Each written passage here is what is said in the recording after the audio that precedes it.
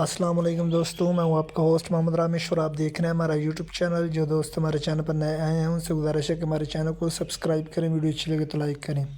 کسانوں کے لیے بڑی خبر آ گئی، IMF شرائط پر کسانوں سے گندم خریداری اب حکومت نہیں کرے گی۔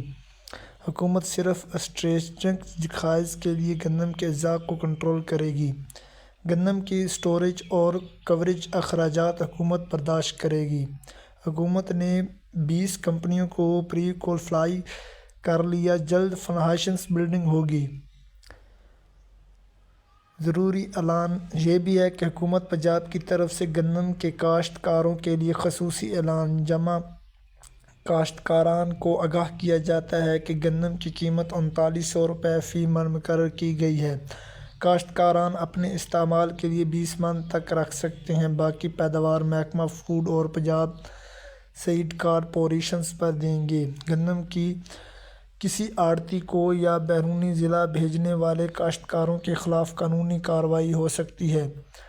گندم، کپاس، سرسوں اور مزید فصلوں کے ریٹ حاصل کرنے کے لیے ہمارے چینل کو سبسکرائب کریں، ویڈیو اچھی لگے تو لائک کریں۔ Thanks for watching this video. اللہ حافظ۔